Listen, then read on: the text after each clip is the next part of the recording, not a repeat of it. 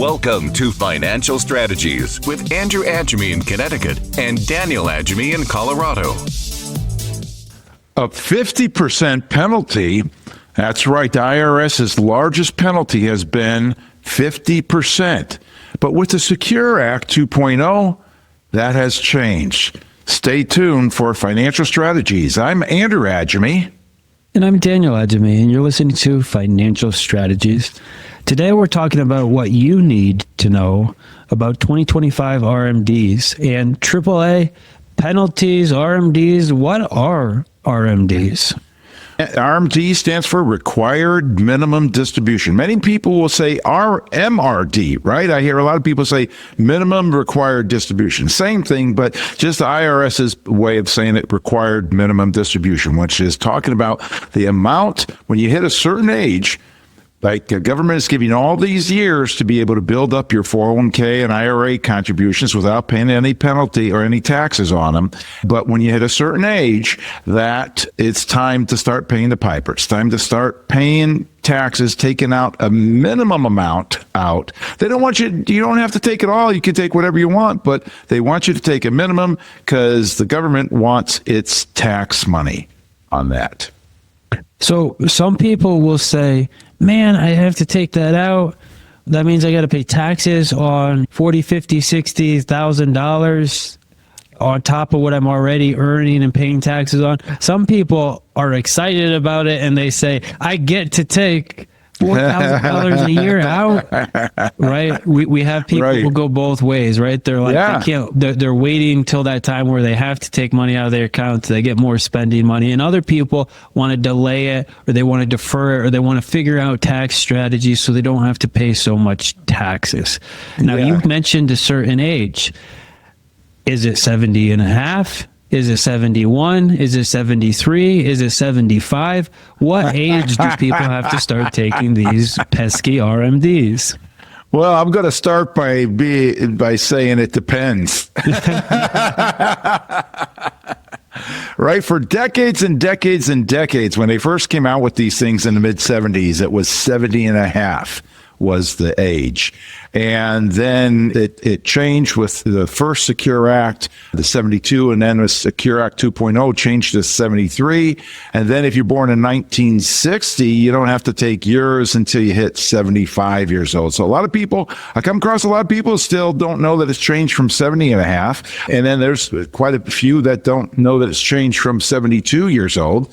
But now the current age is now, and as you pointed out, Daniel, when we were preparing for this, who knows what it's going to be in another 10 years, right? Or even 5 years, right? Because they could come out and change it again. They have, and they will probably do it again. But right now, currently, in 2025, if you're 73 years old, you have to start in this year, and you haven't already started taking your RMDs, you have to start taking your RMDs now, at least the minimum amount. Some people are already satisfying that, right? Because they're already taking out more than what they have to do to live in their retirement. So that's not an issue. They've already satisfied it. Because again, it's a minimum amount. You can take more than the minimum, and that's all the government wants to make sure of.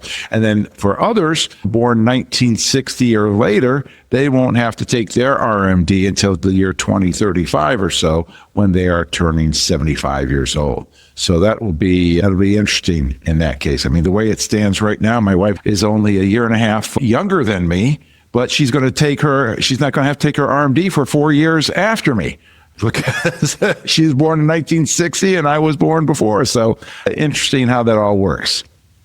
Yeah, think about the compounding she's going to get now having to take that RMD for, what did you say, 5 more years? 4, yeah.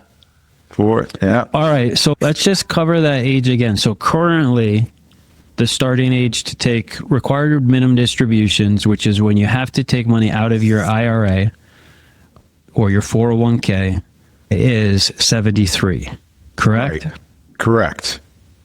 Correct. The year turning 73 this year, right, in 2025. Ideally, anybody who's turned 73 before now should already be doing that to some way or have a plan for that. But if you're turning 73 in 2025, you should start planning to take your RMD. Now, here's the point, right? It has to if your birthday is December 5th, of 2025, when you're going to be 73 years old, the government wants you to take it sometime in 2025. It can be anywhere from January 1st to December 31st, although we don't like to crunch the deadline there at the end of the year because people go on vacation and it's hard to get things done. And that's what I was referring to at the top of the show with the 50% penalty, is that if you don't do these things right, you can be paying a penalty. Now, we'll talk about that 50% penalty in a minute, but the thing is, don't try this at home, right? Get some help. Get some professional help. People don't know what they don't know. And if you're not going to get educated, either educate yourself or get educated by other people, well, you could very well make a mistake, and it could cost you a lot of money in extra taxes and such. But you're listening to Financial Strategies with Andrew and Daniel Agemy. Today's topic is 2025 RMDs and what you need to know about them. And we have a paper that we'd love to put in your hands called the Secure Act 2.0, which is a paper that talks about the Secure Act, and the second version of it that came out. I'm forgetting when. I think it's 2022. Is that right, Daniel? When the Secure Act came out? I mean, time's just flying. But nevertheless, this is the current rules on RMDs and plus some other things. And you can have this as it relates to your retirement by calling us at 800-725-7616, 800-725-7616 for your free copy of the Secure Act 2.0. Call now. People don't know what people don't know, so glad that you're turned into Financial Strategies with Andrew and Daniel Agemy, what you need to know about RMDs in 2025. I talked about, Daniel, the aspect of the penalty, and the penalty prior to this to Secure Act 2.0 was 50%. Well, with Secure Act 2.0, they brought it down to 25%, and depending how that is, it could be even reduced further to 10%. But the critical thing for people to understand is not so much that the penalty is lowered, but the more important thing is to understand that my understanding is that they're going to be policing it better now that the percentage is lower. And that I don't know anybody that paid a penalty at 50%. I know a lot of people that didn't take their RMDs properly, but I don't know any that paid a penalty, the 50% penalty. But with the new penalty being 25, and then with certain exceptions, it might be reduced to 10% if you don't take it properly.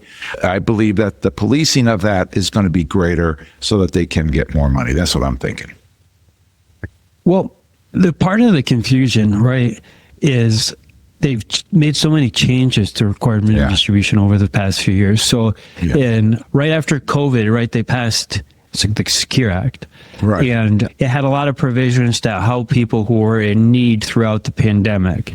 Then they, of course, as usual, threw some other weird stuff in there. But then the Secure Act 2.0, a lot of stuff just doesn't make sense. It was like a thing Biden did at the last day of the year in 2022, and it was like retroactive and it was confusing, but then stuff didn't go and take place until 2025. So partly the reason for this show, because a lot of these things are just actually coming into play now that we hit 2025.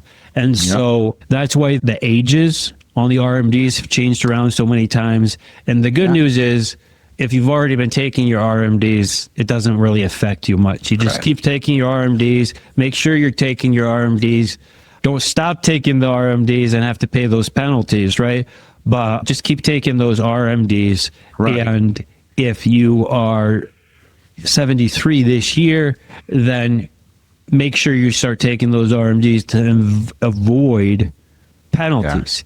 Now, there's some cool things you can do with the RMDs, because a lot of times people will think they have to take them from each IRA. Right. Do you want to get into that at all? What some of the strategies for taking your RMDs if you have multiple retirement accounts? Sure. Well, that's a great thing to do, Daniel. But here's the basic thing: is understand that The kinds of accounts that we're talking about today are pre-tax accounts, especially. And so what are pre-tax accounts? IRAs, individual retirement arrangements, 403Bs, 401Ks, 457s, all these kinds of things. Now, when we're looking at this, there's a distinction between the IRAs, individual retirement accounts, and the 403Bs, 457s, 401Ks. Those plans of the fours, right? The 457, 401k, 403b are all business plans. What that means is that the business owns the plan. Your employer owns the plan. They don't own the money in the plan. They own the plan. You own the money, but they're the ones that set the rules. And they're the ones that it falls under their auspices. They're the ones that are paying the major admin fees and such. And so the plan belongs to them. So they're the ones that control what investments you have available to you. Whereas many people roll their money out of these 403Bs, 457s, 401Ks once they turn 59 and a half because the handcuffs are taken off and they're able to roll into IRAs where they have all the investment options available. When we use that vehicle analogy, right? AAA, it would be like your employer telling you what type of car you can drive, right, while you're working for the employer, right? Right. But when you're 59 and a half, all of a sudden the government says those rules can come off, and now you get to pick what kind of car you want to drive. So they had you in a gas guzzler, or they had you in a Prius, and you didn't want the gas guzzler. You wanted it was the opposite of what you wanted. Right. And at 59 and a half, you can say, you know what? I'm going to buying that BMW. You know what? I'm going to buying that F-150, right? And you get to decide the thing that you want to do. Yeah, Daniel, that's a great analogy that you just came up with there. And the concept about I'm going to take one step a little further. They're not only telling you what you have to drive, they're telling you what you have to buy. That's what they're telling you, what kind of vehicle you have to buy to drive. Right. And so, like you say, if you want an F-150 and they say you can only buy Priuses, well, that's not what you want. And if you like Priuses and they tell you only can drive F-150s, well, that's not what you want, right? So that's a great one, Daniel, but that's a perfect analogy on that. And that's one of the big reasons why people roll them out of their employer's plans into IRAs is so that they can have the universe of vehicles to choose from. And because everybody's different. We're all different. That's the great thing about being Americans, right? We're all different. We all drive different cars. We all dress differently, all these kinds of things. And so with that, we have that opportunity to do that as well. Well, I see that it's coming up time for a break, and we have so much more to talk to you about required minimum distributions in 2025. And before we go to break, love to give you this book that we have available today, called Common Sense Income Strategies from our friend Michael Eastham, CPA, PFS. Mike has done a masterful job of helping people understand how to be able to take income for their RMDs, making sure their allocations are set up properly. So, because if you're taking from income, if you take from the eggs, you'll always have the principal, right? You always have the chicken kind of thing. Don't kill the golden goose that's laying the golden eggs. And Mike goes through and gives examples of how to be able to do that. Of course, you don't want to try this at home, but you do want to be able to understand ways and strategies that will best be utilized for your purposes. So we'd love to put this in your hand for the first 5 first-time callers at 800-725-7616. We have this book for free for the first 5 first-time callers, 800-725-7616. Call now for your free copy. Important financial questions. Are you feeling confident that you have enough money saved to enjoy a stress-free retirement? Honestly, I'm not sure. That's where Retirement Income Sources investment advisory arm comes in. We exist to help you invest your money smartly. I'm struggling to accept my retirement without a steady paycheck. So can you help me invest into a profitable revenue plan? Absolutely. We have top advisors nationwide who have a fiduciary obligation to you, helping you generate retirement income. You're locked on to Financial Strategy with Andrew and Daniel Agemy. All right. So, Daniel, I have a little riddle for our listening audience today. Joe has 5 IRAs. He has 5 different 401ks, 403bs, and 457s. He's 73 years old, and he wants to take the minimum amount of checks from these things. He has to take his required minimum distribution. He's not working anymore.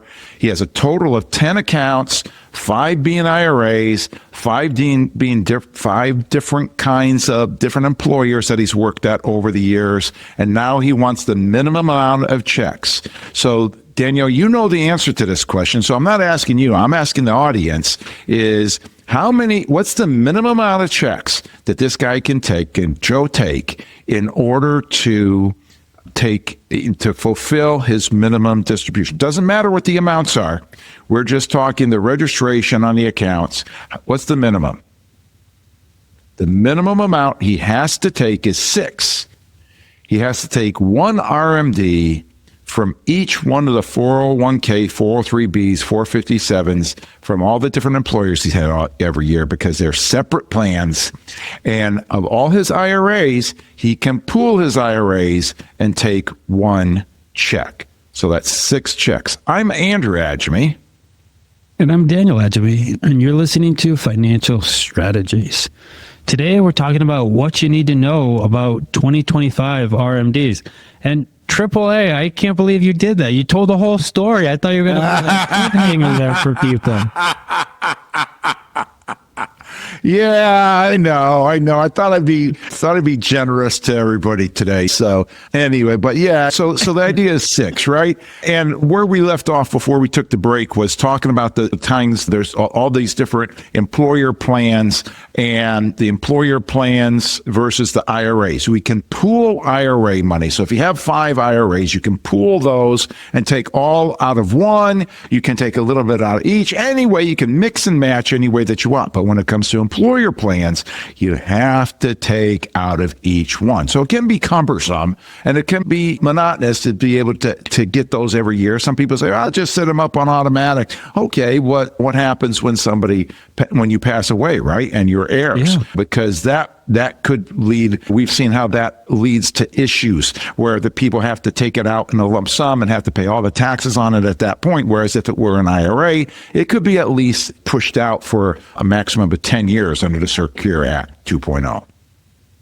Well, AAA, I mean, that's going back to your example of the guy that's got 5 retirement accounts. He's got 5 employer-sponsored plans. Right. If he's working for the employer or not, that seems like that happens more and more because people don't stay with companies as much as they used to. And then he's got 5 retirement accounts or IRAs. Right. And the interesting thing about that is 10 accounts is a lot of accounts to manage. And if you had to take 10 RMDs, that's 10 1099s that you have to report. You have to put on your tax return. You have to make sure profit. It's a lot to audit, tax withholding, all those things. Even 6, because you could, as your example showed, you could pool the 5 IRAs, right? But you can't pool the employer-sponsored plans. Right. So 6 is still a lot. It's a lot to make sure you get them all done, that they're right, that you report it on your taxes, right? Yeah. Uh-huh. So if people are in that situation, what should they be looking at? Well, ideally, again, where we left off on at the break was people have the opportunity at 59 and a half or older, certainly after they leave the company, to roll those plans into IRAs instead of being told that you have to buy an F-150 when you want a Prius to drive in regard to your 401k. You can put it into an IRA and then you can buy a Prius. You can buy what you want from that standpoint as far as investment vehicles go. And so ideally, if they did that, that Joe with his 10 different accounts, all in total, could put them all in one if he wanted to. But at very least, if he rolled the 5 401ks, 403bs, 457s into one IRA as he's able to, without paying the taxes on it when you roll it over into it, right? You're not paying taxes at that point. You're only paying taxes when you put the money in your pocket. Well, then he would be able to have one IRA representing all of those and then the 5 other ones. And so now he's got 6, but he still only has to take one. He only has to take one check if he's got 6 IRAs because he can pool all the money, can take it all out of one if he wants to. So that gives them some Yeah. flexibility. And we've had plenty of situations, right? People be like, besides, I don't care. I've taken it from all these different accounts. Besides the administrative aspect of that, we've had plenty of people. So when rates were zero, right? We had clients and they'd have one IRA that has a fixed 5% account for life with no fees. And they're like, I don't want to take money out of that account, right? Right. And why? If you have other accounts, you could take it out. So that's where there's a benefit. Yeah. Where if that's the IRA, now you can take out of this other account that's stuck in the market, going up and down. Markets are high. You take it from the other, take some of your profits, let that one keep building up. Same thing. People have what are called income riders, and they might have some income rider that an insurance company is on the hook of paying them some huge amount of income, and it's getting bigger each year on a guaranteed basis. They might not want to take an RMD out of that account until they decide to turn that income on because it's growing at an amazing rate.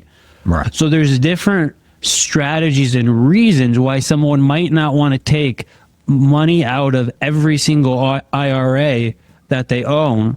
And so that's part of the reason for having the different buckets, the different diversification, but you can control which account you want to take it out of a lot easier if those are in individual retirement arrangements accounts, as opposed to your employer's sponsor plans or old employer sponsored plans.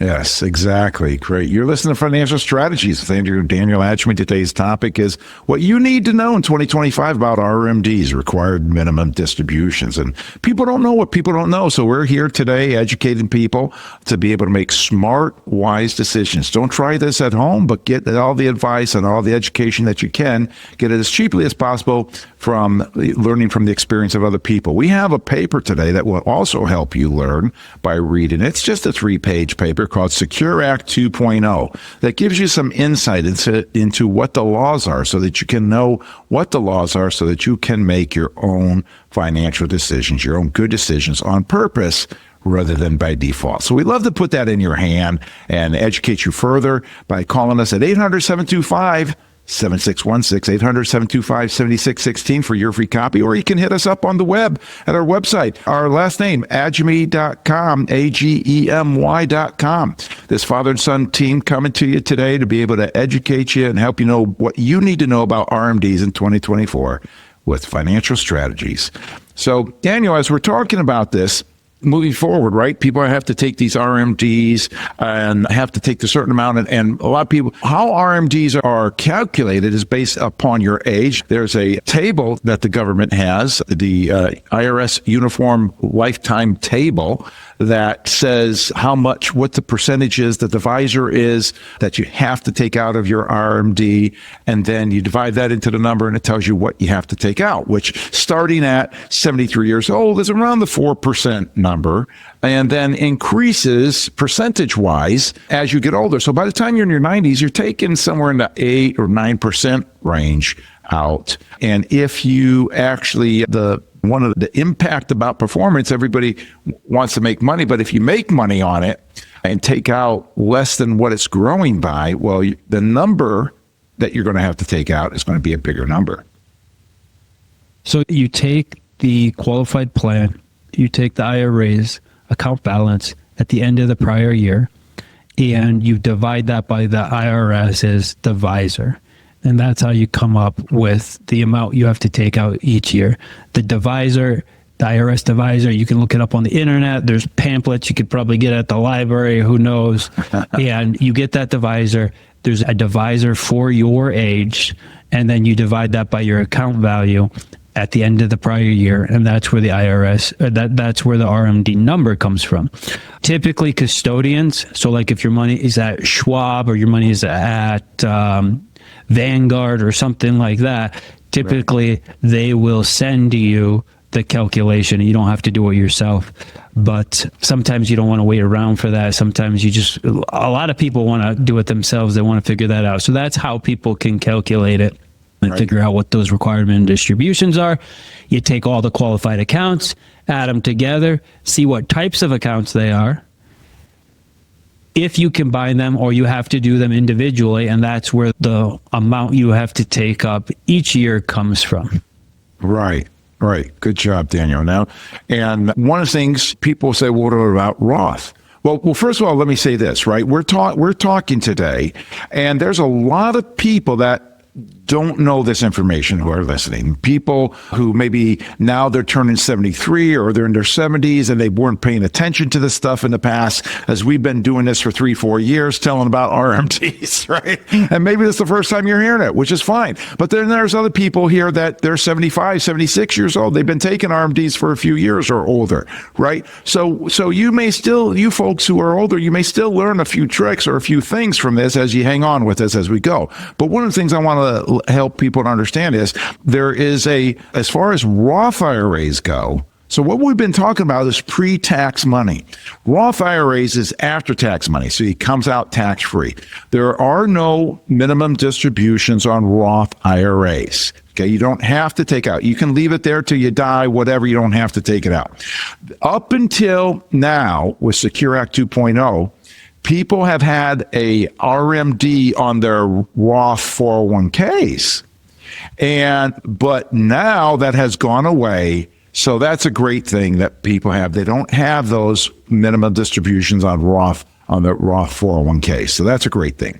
RMD on a Roth 401k, it doesn't make any sense, right? Like because it's not taxable. It's Right. not taxable on the Roth IRA.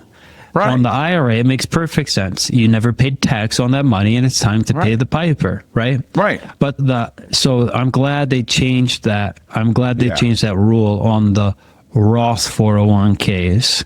Right. Because it just didn't make any sense to force somebody to take money out of those plans when it's not taxable.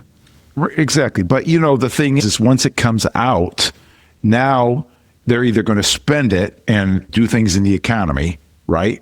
Or they're going to save it again. But now when they save it, generally speaking, the government is counting on they save it in an after-tax manner. So they're going to make more tax on the growth of that as they go. And I mean, but most people put it in their bank account and earn nothing on it. So it rots away, right? Isn't that what most people do? Well, right. But there are a lot of savvy people out there, and they'll take it and they'll just reinvest it in an after-tax account, and they'll pay tax on the growth, right? And that's the same thing with we're going to talk about inherited IRAs in a few moments, but same thing with Roth IRAs that are inherited. You have to take out within 10 years minimally. You do have an RMD on those, but again, it's the same idea. I'm convinced is that the government wants that money back in to the tax realm where they're going to be getting taxes on it every year as it grows, right? And that's their whole intent behind that. But, we understand that, right? But anyway, so Roth are different than the pre-tax monies that we're talking about. And let me just say this, I just want to throw this in. This is might seem haphazard that I'm doing this with this, but actually I see that it's time to take a break, man. I don't even have time to talk about it, but we have to take a break. I have a book we want to give you called the Common Sense Income Strategies by our friend Michael Easom. It's yours for free by calling us at 800-725-7616 for the first 5 first-time callers, 800-725-7616, Common Sense Income Strategies. Call now. We'll be right back after this.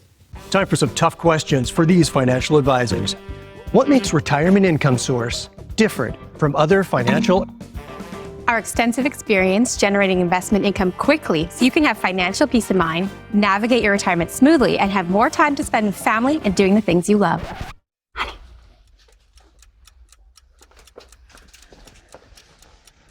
We gotta talk to these guys. We're done here. This is Financial Strategies with Andrew and Daniel Agemy. So here's a situation. Sally inherits a $2 million IRA from her parents. They both died in a car accident. Sally inherits this and $2 million. She has to start taking out $75,000 a year of RMDs. And she does that basically for the next 10 years. And then at the end of 10 years, she has to take out the full what's left. So she's taken out $75,000. Her account balance is down to $1.3 million from $2 million. And she's taken out $1.3 million, and it's 100% taxable. What are the ramifications? I'm Andrew Agemy.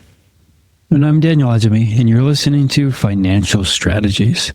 Today we're talking about what you need to know in 2025 about RMDs. AAA, there's a lot of changes that have happened over the past few years, and Secure Act 2.0 has made a lot of changes for 2025 regarding your IRA or your RMDs, right?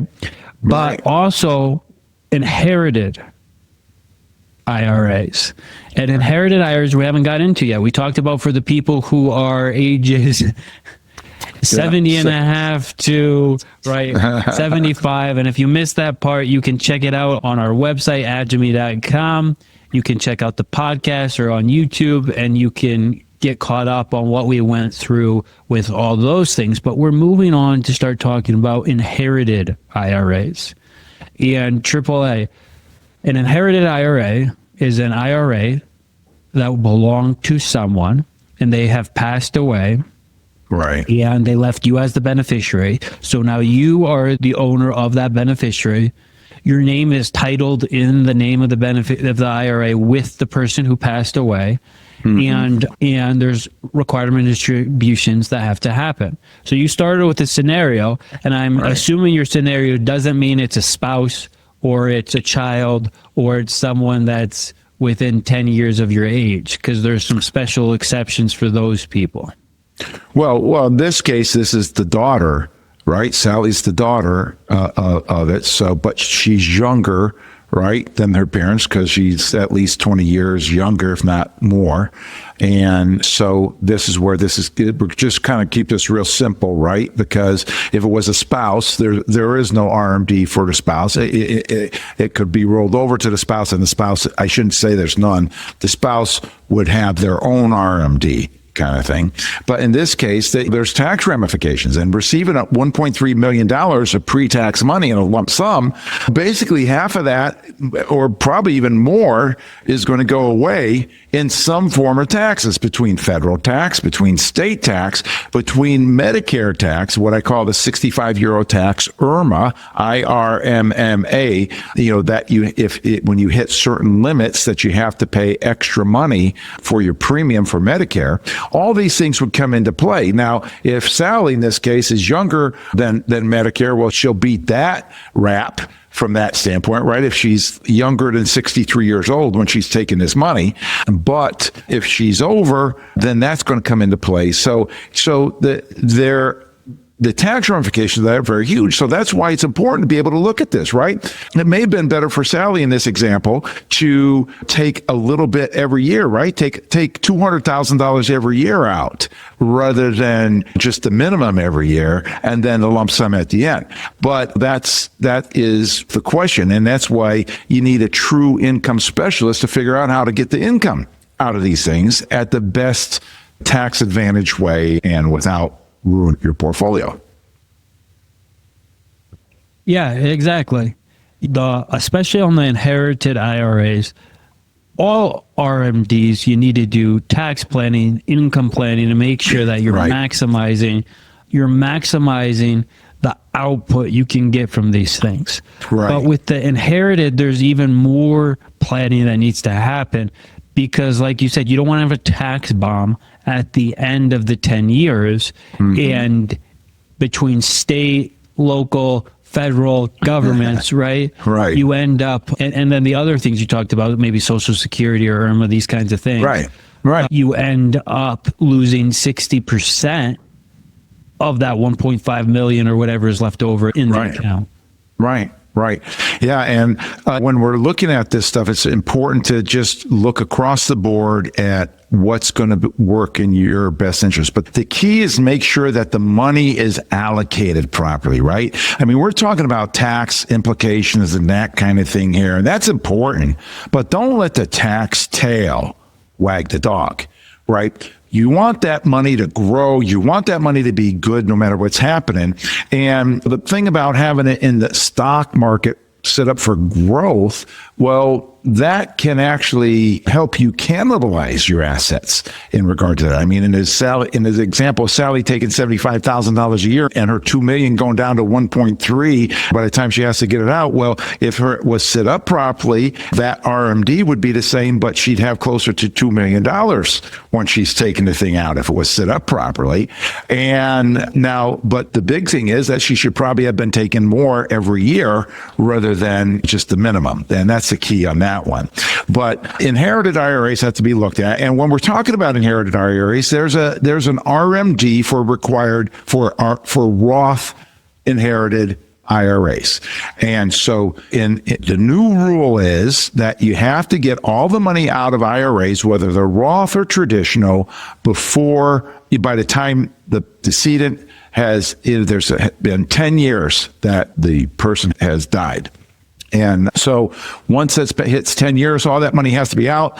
Taxes have to be paid on it. If it's pre-tax money, if it's IRA money, it has to come out so that if you're going to do anything with that, it gets reinvested into something on a taxable basis. But the key that I'm trying to bring across is allocations. Are your allocations for RMDs set up properly? And you're listening to Financial Strategies with Andrew and Daniel Agemy. We have a paper for you today called simply that. Are your allocations right for your RMDs? And ask for it by name, RMD allocation. And we'd love to put this in your hand for free by calling us at 800-725-7616 so that you can recognize, are you setting up your money properly? Is it going to come out properly, or are you going to cannibalize your assets? Whether it's a beneficiary IRA or it's your own IRA that you have to take RMDs. So we'd love to give this to you. 800-725-7616 for your free, no obligation paper on are your allocations right for RMDs.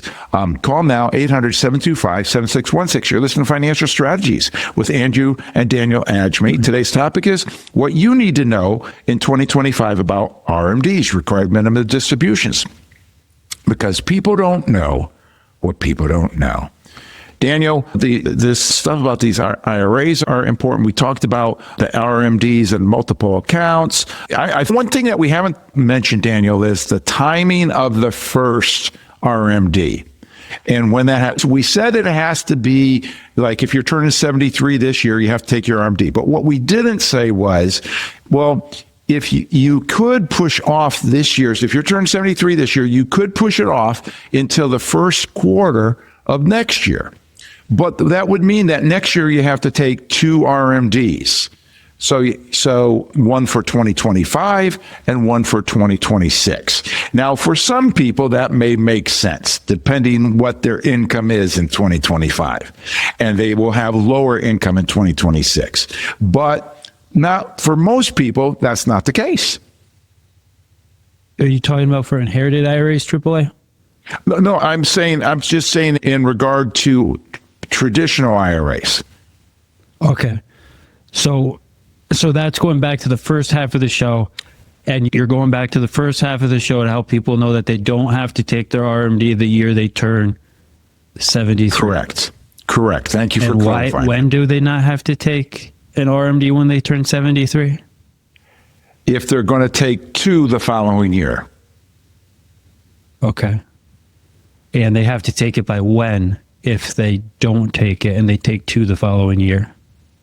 The first, at least one of them has to come out before April 1st. So let's say March 31st of the next year, right? The first quarter, before tax season, before tax day, right? Okay. A couple weeks before tax. So if maybe you were retiring the next year, you weren't going to have any income that may benefit you because you'd be in a lower tax bracket. You could take 2, let's say in 2026, and you retired, so that makes sense. But for most people, spreading it out is going to be of more value to them. But there are certain people who that makes a lot of sense for. That's right. We have run across that, but it's the exception rather than the rule. So I'm wanting to just realizing that's a point we didn't cover in the first half when we were talking about regular RMDs. Okay, so back to inherited IRAs. These things have a lot of rules change recently. So the First Secure Act changed the stretch portion of the IRA, and now all the new rules in 2025 are applied. So we can forget about everything of the past on these inherited IRAs and just continue on with the rules that went into effect in 2025. So there were some grace periods between 2021 and 2024, but now all rules are in place. And so these things need to be drained within 10 years. There's no continuing for new inherited IRAs. There's no continuing it on. There's no stretched IRA. If you have one from 15 years ago, you can stretch it out. Grandfathered. And it might last your entire life. If you have the allocation set up, it could last the rest of your life. But that's no more. These things have to be drained within 10 years. And so building the right strategy to get that done is vital so that you don't have that tax bomb. Is there anything else on the inherited IRAs people should be aware of? They need to take the RMDs, or they just drain the account? What should people be looking out for? Should they just drain it right away? Should they take out RMDs? What should people be thinking of if they have one of these inherited IRAs? Well, that's a great question, Daniel. The key, I just want to emphasize and reiterate what you just said, where if you inherited an IRA, you may not have taken any RMDs yet, but that's in the past. 2025, you have to start taking RMDs. There was a grace period, but now you have to start taking your RMDs if you inherited IRA money, no matter how old you are. Now, one of the strategies that we use for people is take the money out of the IRA, and if you're not maxing out your 401k, max out your 401k. So basically, you take the money out of your beneficiary IRA, you put that in your bank account, you use that to live on. In your 401k, you increase your deduction out of your paycheck, so you get a smaller paycheck, but that's okay because you've got the money in the bank from what you got out of the beneficiary IRA to live on. So more money is going into your 401k. And tax-wise, it could be potential. At the bottom line, at the end of the year, could be a wash from that standpoint. One would offset the other one.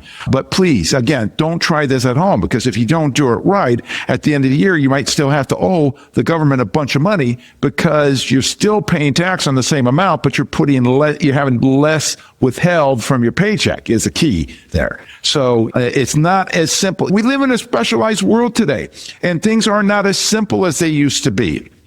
So this is not as simple as just going down to the bank and making a withdrawal and then you're good to go and you're done. No, everything is complicated. And when you're talking about RMDs and doing it properly and taxation and doing it properly, it's all complicated. So that's why we want to give you this book today on financial strategies with Andrew and Daniel Agemy called Common Sense Income Strategies. This is one of many books that we offer to people for free by calling us at 800-725-7616 for your free copy, no obligation to our first 5 first-time callers. Our friend Mike Easom has written some really good information, be able to help educate you on how to do this and how it works, not how to do it on your own. It's not do it yourself information as much as it's education on the mechanics of it, so that you can, as a CEO of your portfolio, can make smart decisions for your CFO to implement for you.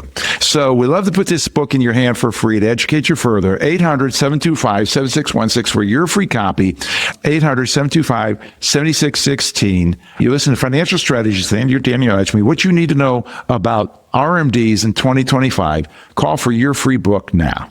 Do you have any questions for me about retirement income source? I just want to make sure I can invest well enough to have enough income, enjoy my retirement.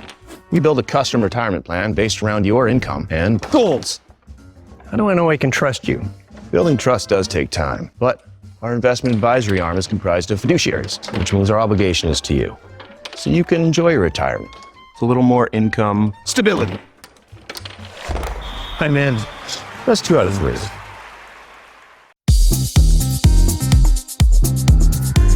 This is Financial Strategy with Andrew and Daniel Agemy.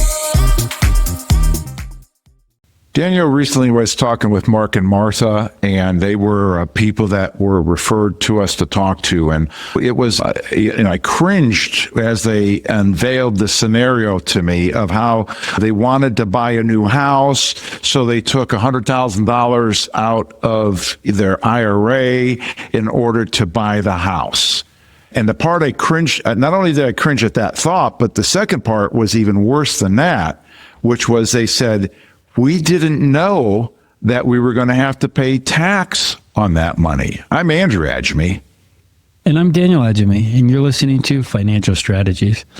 Today we're talking about what you need to know in 2025 about RMDs and AAA. There's a lot of rules that have been changing over the past few years, and most of them have been implemented now that we have rolled into 2025.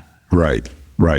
AAA, that is something that comes up actually a lot, where people may not know that their retirement accounts will be taxable, and that it's taxed. It's not the highest tax rate because trusts are taxed higher, estates are taxed higher, but it's one of the highest rates because normally you're taking a lot of money out if you're doing a lump sum purchase, right? Which bumps you into a higher bracket, maybe the highest bracket. And that's on like IRAs, traditional 401ks, traditional 403bs, things like that. But on the flip side, a Roth, you won't be taxed, but you have to say, if you're allocated right, you're giving up whatever that tax-free income is for your entire existence. Right. So calculate what that's worth. If you're 60 years old and there's $1 million in there, you decide you're going to take 500,000 out. That's great. You didn't have to pay 500 on that tax, but what are you giving up? Are you giving up $25,000, $30,000 a year of income tax-free for your entire life? That could be what? If you're 60, that could be another 30, 40 years, right? Every year getting $30,000 of income. That's not touching that $1 million principal. So optimizing tax strategies is extremely important when we're talking about RMDs and we're talking about qualified plans. Exactly. And Mark and Martha didn't understand that whole concept. And this is not uncommon, is the egregious part. It's not uncommon. I hear this far too often. And our methodology, where we're coming from, this aspect that when that money goes into those IRAs and 401ks, it goes in little by little. So therefore, it should come out little by little, because if it comes out in large lump sums, you're going to be paying a lot of tax from that standpoint.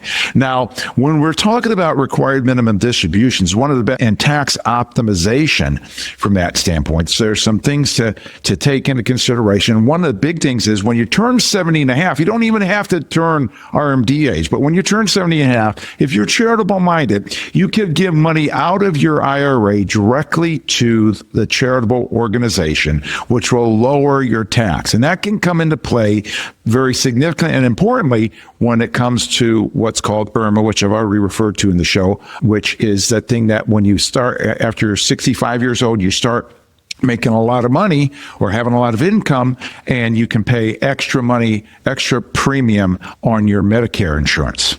One of the things is, though, that people don't know what people don't know. So they end up getting hurt with taxes. They end up getting these things. And that's one of the things that happened in Mark and Martha's case. When they did that, they got hit with IRMA, which it was like adding insult to injury at that point. And when we're talking about these things, just like people don't know what they don't know when it comes to taxes, people don't know what they don't know when it comes to their investments. And the key to be able to take in consideration is what kind of investor. Are you an aggressive investor or are you a conservative investor?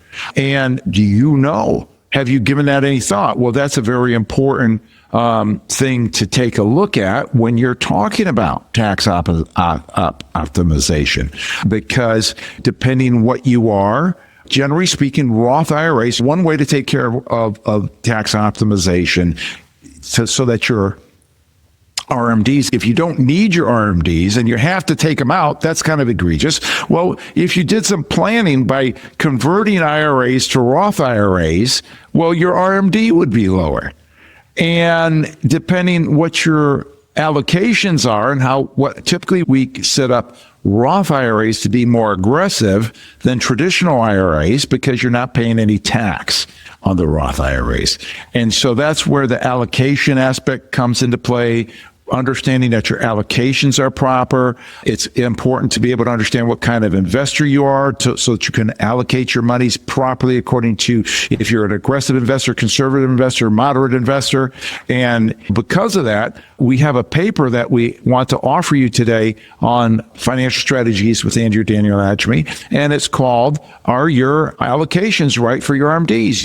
It's important to be able to look at making sure that your allocations within your accounts to sit up properly so that you don't cannibalize your required minimum distributions. You can have this paper for free by calling us at 800-725-7616, 800-725-7616 for your free copy of Are Your Allocations Right for Your RMDs? Call now for your free copy. Listen to Financial Strategies. Today's topic is what you need to know for RMDs in 2025.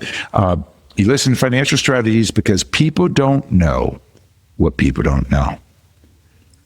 So Daniel, more tax strategies would be, Yeah. You mentioned a bunch. Let's go through these a little bit. You mentioned one earlier where you can take your required minimum distribution if you're still working, and this works for inherited or your inherited RMDs, or if you're just taking the regular over 73 RMD. If you're still working and you don't own more than 5% of the business, you are going to have a problem because you own more than 5% of the business. You're going to have to take your RMDs at the age in your 401k. But if you don't own more than 5% of the business, you can still put money into the RMD or into the 401k, right? And you don't have to take money out. Right. So taking the RMD, putting it in the 401k, that's a strategy. Trying to figure out when you're starting Social Security, right? Coming up with a game plan, when you're going to start taking Social Security, when your RMDs start, and what your current tax bracket is, and getting either Roth conversions in those little spots before you have certain liabilities that are going to be coming up or larger tax burdens that are going to be coming up, getting those fit into a tax strategy plan to get conversions will help you. And that helps you for the rest of your retirement. It just doesn't help you that 1 year. There's other things people can do when you take your RMD. It comes out, you pay taxes on it. We look at things like the rich man's Roth, right? Where you can put it into an investment where it gets you a bigger, if you die, it gets you maybe $1.50 on the dollar for death benefit tax-free, but it grows tax-free depending how you use the money, right? So there's different things. This is not meant to be an exhaustive list of all the strategies. We want to give people some ideas so they can ask their CFOs. Their CFOs should be bringing this to them already, but we want to get the people's brains going on different things that they can do. Right. Maybe they don't have the right CFOs. If they're not getting this from their CFOs, maybe they don't have the right CFOs. Yeah. And your CPA is not the CFO, because especially this time of year, because they're just trying to get their taxes done. It's crazy. Right. A lot of them. It's a tough time of year for them right now. Yeah. They don't get a lot of sleep. Right. Charitable contributions. You can do about $100,000 a year. So if you're over 70 and a half, or is it 71?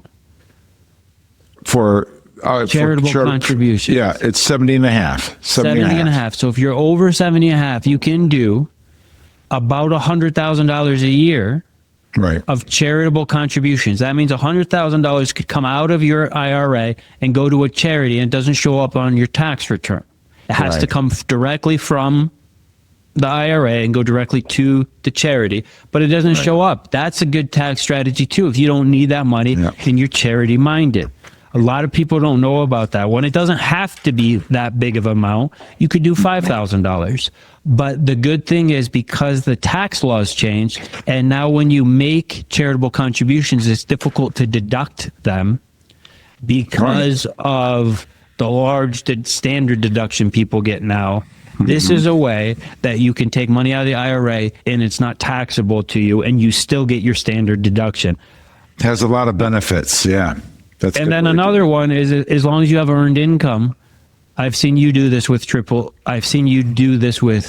AAA, is It's not as good as the 401k option, but it's a little easier to understand than the 401k one, is if you still have earned income, you have a beneficiary IRA, you can take that beneficiary IRA, or you could take that RMD, and you can make a contribution into your regular IRA. So maybe it's only $8,000 if you're older than 50, but that's still nice. You just took $8,000 and made it non-taxable. Right. And if you don't care about the tax, but you want it tax-free for the rest of your life, you can make a traditional, as long as you fit in the tax brackets, you can make a Roth contribution, which would make it tax-free going into the future. Right. So all these good things, bumping the bracket, taking maybe more than your RMD to get you up to the bracket before you go into another tax bracket, depending what it is. And here's a big thing people need to know. As long as you're married, you're in a lower tax bracket than what the survivor is going to be, because married filing jointly, generally speaking, is a lower tax bracket than the spouse who is left by themselves and will be filing single. So there's all these different things they can control. But as we finish up today, a couple things we want to throw past you, that steps that you can take. One is to get a beneficiary review, right? Designate review of your beneficiary designations. Are they set up the way that you want? We've seen too many people have ex-spouses on as their primary beneficiary. Ex-spouse loves it. When you die, they get that money, but that's not what the kids won't like it, if that's the case, right? And then there's making sure that your withdrawal plan or your income plans are set up properly if you're in or close to retirement. And that's where a true income specialist comes into play to be able to help you maximize your income. And there's a lot of people out there that will say that they'll do income, but there's a difference between doing income and maximizing income and being a specialist in income. And Agemy Financial Strategies is a specialist in retirement income plan. You're not going to be able to nobody's going to give you more income from your investments than what Agemy Financial Strategy will. There might be people that tie us, but nobody's going to give you more. But most people are far inferior when it comes to creating income for people. So that's where auditing your existing IRAs is a key factor here. And so you bring us your inherited IRA statements and we will map that out. We will take a look at that. $750 value will do for free because you're a radio show listener. Call us at 800-725-7616, 800-725-7616. And while you're doing that, can I request your free copy of Common Sense Income Strategies by your friend Michael Eastham that will help you be able to understand how to be able to get more income out of your investments than probably what you're getting right now. And so with that, you can have that for free for the first 5 first-time callers, 800-725-7616. If you have a beneficiary IRA, well, call and ask for a time that we can talk to you and look at that and do that review of your beneficiary IRA income and how you're taking that so that you can maximize that tax-wise. But then also, if you have an annuity, you should take a look at your annuity, right? Because the Federal Reserve has issued a present to people with annuities, and many people are able to upgrade their annuities if they took and had a review of that. So any of those things, call us 800-725-7616 and ask your questions, and then we'll do any of those for you because you're a radio show listener. Call now, 800-725-7616. And until next time, remember that an educated retiree is a happy and stress-free retiree. So listen to Financial Strategies with Andrew and Daniel Agemy, because people don't know what people don't know. Have a good week.